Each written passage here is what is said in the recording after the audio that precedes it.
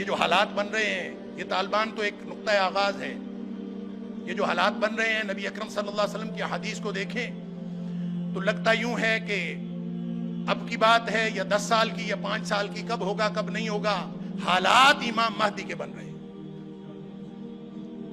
اور وہ اصل امتحان ہونا ہے. وہ خوشی کی بات نہیں ہے، وہ آزمائش کی گھڑی ہے.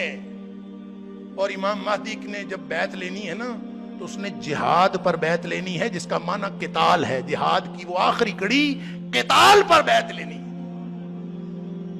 اور نبی اکرم صلی اللہ علیہ وسلم نے فرمایا جب امام مہدی آئیں گے نا تو لوگ 3 حصوں میں مسلمان 3 حصوں میں تقسیم ہو جائیں گے. ایک حصہ وہ جنہوں نے امام مہدی کو تسلیم ہی نہیں کرنا، انا للہ و انا الیہ راجعون، ٹھنڈے کمروں میں بیٹھنے والے اور پرسکون زندگی گزارنے والے. وہ جہاد پر بیعت کر کے کیسے تسلیم کریں گے؟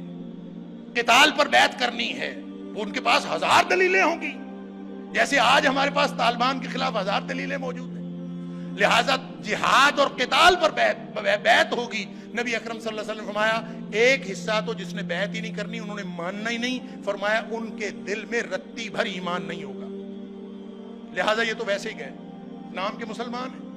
باقی جو 2 حصے رہ گئے، فرمایا ان میں سے آدھے یعنی تیسرا حصہ ٹوٹل میں سے وہ شہید ہو جائے گا اس جدوجہد کے اندر، اس قتال کے اندر. اور فرمایا وہ روئے زمین کے بہترین شہید ہوں گے. اور جو بچ جائیں گے ان کے ذریعے اسلام کا غلبہ ہوگا. اور ان کے ایمان کی سطح یہ ہوگی کہ نبی اکرم صلی اللہ علیہ وسلم فرمایا ان کے ایمان کو پھر کوئی آزمائش اس کے بعد کوئی نقصان نہیں پہنچا سکے گی.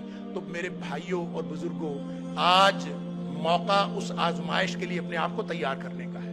میں اور آپ اپنے آپ کو، اپنے ایمان کو، وَأَنْتُمُ الْأَعْلَوْنَ إِن كُنتُم مُؤْمِنِينَ، ہم نے مر جانا ہے، راستے میں موت آ جانی ہے، یا شہادت ہمارے قسمت اور نصیب میں لکھی ہے. کیا ہونا ہے کیا نہیں ہونا یہ سب اللہ کے ہاتھ میں ہے. صرف ہمارے ذمہ یہ ہے کہ میں اور آپ اسی وقت ہر لمحے ہم اللہ کے دین کو اپنی زندگی کی پہلی ترجیح بناتے ہیں کہ نہیں. دین کی بات پھیلانا صدقہ جاریہ ہے. ثواب کی نیت سے ویڈیو کو شیئر ضرور کیجیے. جزاک اللہ.